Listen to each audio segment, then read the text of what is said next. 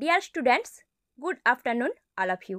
আজকের এই ভিডিওটিতে আমি তোমাদের সাথে কিছু এমসিকিউ আলোচনা করছি, যেগুলো আপকামিং কম্পিটিটিভ এক্সামসের জন্য গুরুত্বপূর্ণ। আচ্ছা, কমেন্ট বক্সে আমাকে কেউ কমেন্ট করেছিল যে সাবজেক্ট ওয়াইজ ক্লাস করতে। নেক্সট ভিডিওতে আমার সাবজেক্ট ওয়াইজ ক্লাসগুলো রয়েছে।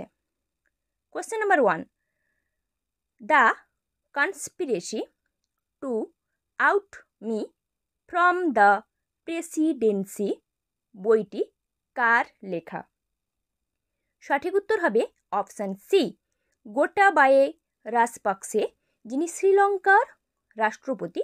উনি শ্রীলঙ্কার প্রাক্তন রাষ্ট্রপতি, যিনি তার পদ থেকে অবসরণ করার জন্য ব্রিটিশদের হস্তক্ষেপের কারণে একটি নতুন বই প্রকাশ করেছেন, the conspiracy to out me from the presidency. ঠিক আছে, নেক্সট, ভারতের বাজারে প্রবেশকারী পুরুষ পোশাকের ব্র্যান্ড ব্রিওনি কোন দেশের? একটা ব্রিওনি ব্র্যান্ড যেটা শুধুমাত্র ছেলেদের পোশাক, সেটা হচ্ছে ইতালি দেশের ব্র্যান্ড। ঠিক আছে, ইতালির ব্র্যান্ড যেটা ব্রিওনি, ছেলেদের একটা পোশাকের ব্র্যান্ড যেটা ভারতে প্রবেশ করেছে বা ভারতে পাওয়া যায় যেটা। নেক্সট, মুসিক বুজি একটি সুগন্ধি ধানের জাত কোন রাজ্যে চাষের পরিকল্পনা নেওয়া হয়েছে? মুসিক বুজি একটি এক প্রকারের ধান বলতে পারো। সঠিক উত্তর হবে অপশান ডি, জম্মু কাশ্মীর। মুসিক বুজি হচ্ছে মূলত জম্মু কাশ্মীরেই চাষ করা হতো। এটা একটা সুগন্ধি ধানের জাত। এই সুগন্ধি ধান হওয়ার কারণে পোকামাকড় খেয়ে ফেলে এবং ফলনও খুব কম হওয়ার কারণে জম্মু কাশ্মীর মানুষজন ওখানে চাষ করা বন্ধ করে দেয়। কিন্তু পরবর্তীকালে জম্মু কাশ্মীরের রাজ্য সরকারের উদ্যোগে 5,000 হেক্টর জমিতে আবার নতুন করে মুসিক বুজি এই সুগন্ধি ধানের চাষটা পরিকল্পনা করা হয়েছে। নেক্সট, গাজন অধ্যয়ন কি নামে পরিচিত? গাজন অধ্যয়ন, দেখো অপশান কি কি দেয়া রয়েছে দেখতে পাচ্ছ তোমরা। তার মধ্যে গাজন অধ্যয়ন কি নামে পরিচিত?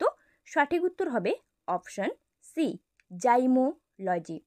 গাজন হচ্ছে এক প্রকারের রেডক্স বিপাক, ঠিক আছে, যেটা অক্সিজেনের অনুপস্থিতিতে হয় এবং বিভিন্ন শস্য এবং ফল থেকে গাজন প্রক্রিয়ায় বিয়ার, মদ এগুলো তৈরি হয়। স্বাভাবিকভাবে মানুষ গাজন বলতে অ্যালকোহল জাতীয় জিনিসকে বোঝায় বা অ্যালকোহলের উৎপাদনকে বোঝায় গাজন। ঠিক আছে, নেক্সট প্রশ্ন, বার্ন কনভেনশন এর সাথে কোনটি ঘনিষ্ঠভাবে সম্পর্কিত? বার্ন কনভেনশন, দেখো অপশান কি কি দেওয়া রয়েছে। ঘনিষ্ঠভাবে সম্পর্কিত, সঠিক উত্তর হবে অপশান সি, অনুলিপি অধিকার। অনুলিপি অধিকার বলতে মূলত কপিরাইট বোঝাচ্ছে, যেটা বার্ন কনভেনশনের সাথে সম্পর্কিত, কপিরাইট। ঠিক আছে, পরের প্রশ্ন যাব। এলআইসি এর সদর দপ্তর কোথায় অবস্থিত? এলআইসি, দেখো অপশান কি কি দেয়া রয়েছে। এলআইসি এর সদর দপ্তর বা মুখ্য কার্যালয়, সঠিক উত্তর হবে মুম্বাই। মূলত মহারাষ্ট্রের মুম্বাইতে অবস্থিত, মহারাষ্ট্রের রাজধানী শহর মুম্বাইতে। এলআইসি বলতে life insurance corporation of India, যেটা হচ্ছে সরকারের মালিকাধীন একটি বীমা এবং বিনিয়োগ, যার মুখ্য কার্যালয় হচ্ছে মহারাষ্ট্রের মুম্বাইতে অবস্থিত। নেক্সট, ভারতের ক্যালিফোর্নিয়া বলা হয় কোন শহরকে? ভারতের ক্যালিফোর্নিয়া, দেখো অপশান কি কি দেওয়া রয়েছে। তার মধ্যে ভারতের ক্যালিফোর্নিয়া নামে পরিচিত হচ্ছে কি না নাসিক। অপশন সি, ভারতের ক্যালিফোর্নিয়া বলা হয় নাসিক শহরটিকে। নেক্সট, পশ্চিমবঙ্গ কবে চা সুন্দরী প্রকল্পটি চালু করে? পশ্চিমবঙ্গ সরকার চা সুন্দরী প্রকল্প কত সালে চালু করা হয়েছিল? সঠিক উত্তর হবে অপশান বি, 2020 সালে পশ্চিমবঙ্গ সরকার চা সুন্দরী প্রকল্পটি চালু করে। ঠিক আছে, নেক্সট প্রশ্ন যাব আমি। কি রয়েছে? কোশ্চেন নাম্বার 9, ফিফা র্যাঙ্কিং এ ভারতের স্থান কততম? কত নম্বর স্থানে রয়েছে ভারত ফিফা র্যাঙ্কিংয়ের ক্ষেত্রে? 124তম।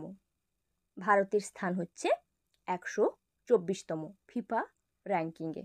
ঠিক আছে, নেক্সট প্রশ্ন, আয়তন অনুযায়ী নিচের মধ্যে, মানে নিচের মধ্যে বলতে অপশান যেগুলো দেওয়া রয়েছে ওগুলোর মধ্যে আয়তন অনুযায়ী পশ্চিমবঙ্গের ক্ষুদ্রতম জেলা কোনটি?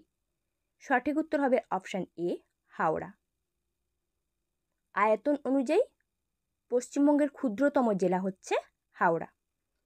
নেক্সট, কোন প্রতিষ্ঠানটি প্রথম স্থাপিত হয়? মানে অপশান যেগুলো দেওয়া রয়েছে এগুলোর মধ্যে কোন প্রতিষ্ঠান প্রথম স্থাপিত হয়েছিল? সঠিক উত্তর কী হবে? অপশান বি, আলিগড় মুসলিম ইউনিভার্সিটি স্যার সৈয়দ আহমেদ খানের নেতৃত্বে 1875 সালে উত্তরপ্রদেশ রাজ্যের আলিগড় শহরে আলিগড় মুসলিম ইউনিভার্সিটি প্রতিষ্ঠিত হয়েছিল এবং তৎকালীন ব্রিটিশদের সময়ে এটাই ছিল একমাত্র সেরা বিশ্ববিদ্যালয়, আলিগড় মুসলিম ইউনিভার্সিটি। ঠিক আছে, যেটা 1875 সালে স্থাপিত হয়েছিল। নেক্সট, 1828 সালে কোন সংগঠনটি রূপান্তরিত হয়ে ব্রাহ্ম সমাজ হয়েছিল? অপশান কি কি দেওয়া রয়েছে দেখতে পাচ্ছ। সঠিক উত্তর হবে অপশান ডি, আত্মীয় সভা, যেটা 1828 সালে এই সংগঠনের নাম রাখা হয়েছিল ব্রাহ্ম সমাজ, মানে আত্মীয় সভাটা ব্রাহ্ম সমাজে রূপান্তরিত হয়েছিল। নেক্সট প্রশ্ন, কি বলেছে? প্রতিহার বংশের শ্রেষ্ঠ রাজা কে ছিলেন? অপশান দেখো কি কি রয়েছে। প্রতিহার বংশের শ্রেষ্ঠ রাজা, সঠিক উত্তর হবে অপশান বি, মিহির ভোজ। মিহির ভোজ, যিনি একজন শক্তিশালী শাসক ছিলেন প্রতিহার বংশের, ওনার রাজত্বকালে তার সাম্রাজ্য কাথিওয়ার থেকে বিহার এবং কাশ্মীর থেকে নর্মদা পর্যন্ত বিস্তৃত হয়েছিল। এবং মিহির ভোজের পুত্র কে ছিল না? মহেন্দ্রপাল। ঠিক আছে, যিনি মহেন্দ্রপালও একজন সুশাসক ছিলেন। তো প্রতিহার বংশের শ্রেষ্ঠ রাজা হিসেবে মিহির ভোজকেই ধরা হয়ে থাকে। ঠিক আছে, thanks for watching my video. এখনও যারা আমার চ্যানেলকে সাবস্ক্রাইব করোনি, নতুন কন্টেন্ট পাওয়ার জন্য চ্যানেলটিকে সাবস্ক্রাইব করো। তোমরা যদি অন্য কোনো কন্টেন্ট চেয়ে থাকো সেটা কমেন্ট করে জানাও। এমনকি কোনো প্রশ্নে কনফিউশন থাকলে সেটাও আমাকে কমেন্ট করে জানাতে পারো।